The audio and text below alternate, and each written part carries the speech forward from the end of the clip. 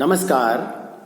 इस वीडियो में मैं विष्णुकांत शास्त्री द्वारा रचित आत्मवृत्त ये हैं प्रोफेसर शशांक का सार आपके सामने प्रस्तुत करूंगा। ये हैं प्रोफेसर शशांक नामक आत्मवृत्त में डॉक्टर विष्णुकांत शास्त्री ने अपने व्यक्तित्व की कुछ विशेष बातों का मुक्त भाव से विवरण हमारे सामने रखा है। अपने व्यक्तित्व के संबंध में उनका कथन व्यंग्यात्मक ढंग से प्रस्तुत हुआ है, लेकिन उनका यथार्थ वर्णन उनके हृदय की श्रेष्ठता और उच्चता का परिचायक है। प्रोफेसर शशांक कोई और नहीं है अपितु स्वयं विष्णुकांत शास्त्री हैं। उनके व्यक्तित्व के अनछुए पहलू उन्होंने अपने इस आत्मवृत्त में हमारे समक्ष रखे। प्रोफेसर शशांक के व्यक्तित्व में वाक चातुर्य का अद्भुत गुण विद्यमान है। जब उनसे एक बंगाली प्रोफेसर पूछते हैं कि आप कहाँ के रहने वाले हो, तो वाक दक्ष और वाक निपुणता के आधार पर वे कहते हैं कि मैं मन से बंगाली हूं, क्योंकि मैं बंगाल में जन्मा पला बढ़ा और मैंने बंगाली साहित्य का अध्ययन किया। इसके साथ ही मुझ में बुद्धि तत्व काशी का है, क्योंकि मेरे पिता दादा परदादा आदि काशी के रहने वाले होने के कारण मुझे पारिवारिक संस्कार और आचार विचार का विवेक काशी से प्राप्त हुआ। और मेरे पूर्वज जो कि जम्मू से आए थे, इसीलिए चित्त और चित्तेश्वरी दोनों मेरे अंदर जम्मू की देन है। मेरा अहंकार पूरे भारतवर्ष का है।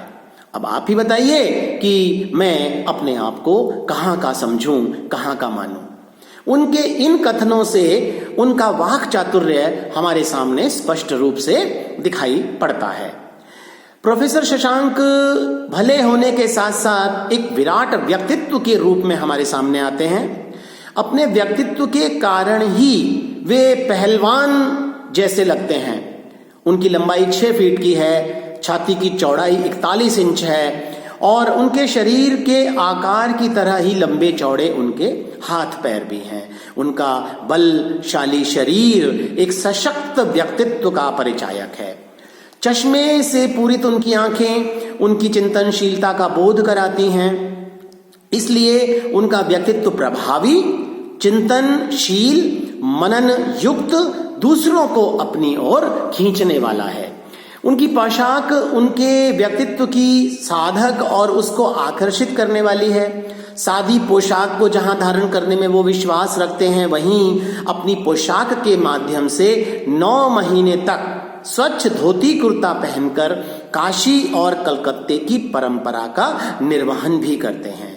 सर्दियों में लगभग 2.5-3 महीने चूड़ीदार पजामा और शेरवानी या लंबा कोट पहनते हैं और बड़े सम्मान पूर्वक तरीके से उस पोशाक को रखते हैं।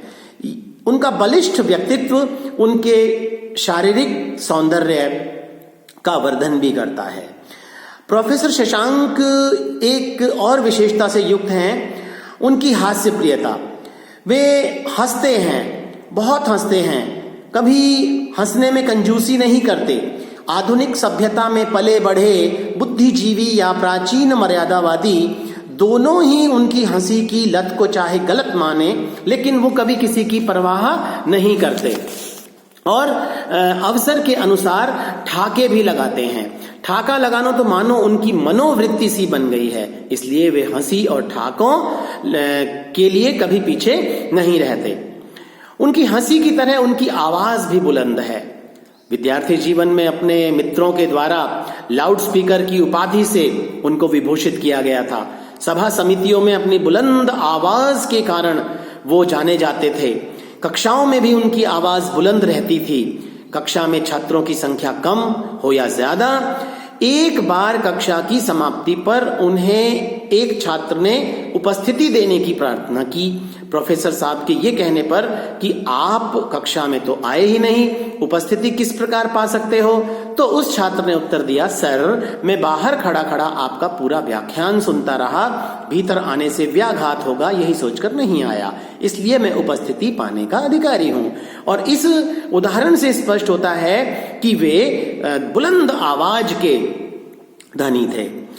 प्रोफेसर शशांक के व्यक्तित्व की एक विशेषता यह भी रही कि वे कलकत्ता जैसे नगर में रहते हुए भी बनिया स्वभाव से दूर हैं। समय और धन के स्वभाव के मनमौजीपन के सामने कम ही महत्व रखते हैं। किसी बात को कहने या सुनने में, मित्रों के साथ बैठकर गप्पे मारने में वे इतने मस्त हो जाते हैं कि यदि उनकी ट्रेन भी छूट जाए तो इसकी भी उन्हें चिंता नहीं रहती। प्रोफेसर शशांक के व्यक्तित्व की एक विशेषता और है कि वे एक मूडी शिक्षक के रूप में हमें सामने दिखाई पड़ते हैं।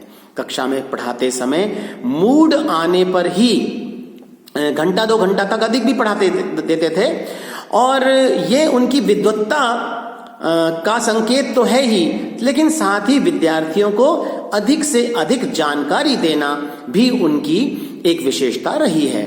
इसलिए उनकी मनोवृत्ति देखकर ऐसा लगता है कि पढ़ाना उनका पेशा न होकर उनके लिए एक जुनून है, तभी वे कक्षा में बहुत लंबे समय तक पढ़ाते रहते हैं। एक और चीज है कि समय को जीवन मानते हैं वे, इसलिए जब कलकत्ते जैसे शहर में ट्राम आदि में यात्रा करते हैं तो वे खड़े या बैठने की जो भी स्थिति उन्हें मिले, वे अपने समय को यात्रा करने की धुन में नहीं गुजारते, बल्कि अपनी कविताओं को बराबर याद करते हुए अपनी यात्रा पूरी करते हैं। ऐसा करते हुए वे समय का सही सदुपयोग तो करते ही हैं, और इस धुन में भी रमे रहते हैं कि अपनी भौतिक शारीरिक स्थिति के प्रति भी वे लापरवाह से हो जाते हैं। और कई बार तो ऐसा भी हुआ कि जेब कतरों ने उनकी जेबें साफ कर दी। एक कवि हृदय प्रोफेसर शशांक को मिला है, इसलिए उनकी कविता प्रेमी होना लाजमी है। नंददास की एक पंक्ति उनकी और उनकी कविता के संबंध में यहां दी जा सकती है कि नंददास प्रभु कहत बने ना, मैं ही लट्टू कहंदो वो ही लट्टूरी। वे कविता पर लट्टू हैं और कविता उन पर लट्टू है। कविता के प्रति उनका सहज लगाव है कि संस्कृत, हिंदी, बांग्ला और उर्दू की उनको इतनी सारी कविताएं याद हैं कि जब वे सुनाने पर आते हैं तो कविताएं सुनाते रहते हैं। कविता के प्रति उनकी सहज आसक्ति होने के कारण वे अप्रयोजनीय वस्तुओं के प्रति अनासक्त रहते हैं। इसीलिए घरेलू सामान को खरीदते समय पर्ची पर लिखी वस्तुओं के नामों के सामने उनके क्रय मूल्य को भी वे अंकित करते रहते हैं। इस संबंध में जब उनको पूछा गया तो उन्होंने कहा कि सुनो भाई, या तो कविताएं ही याद रह सकती हैं या इन जैसे चीजों के नाम और दाम। इसलिए मैं इन या इन जैसी चीजों के दाम याद रखने के स्थान पर कविताओं को ही याद रखना पसंद करता हूं। इस प्रकार हम देखते हैं कि ये हैं प्रोफेसर शशांक। आत्मवृत्त में विष्णुकांत शास्त्री ने स्वयं के व्यक्तित्व की विशेषताओं को बड़े मुक्त भाव से व्यंग्यात्मक तरीके से प्रस्तुत किया है, और उनके व्यक्तित्व की ये विशेषताएं एक पाठक के मन को प्रेरित भी करती हैं। धन्यवाद।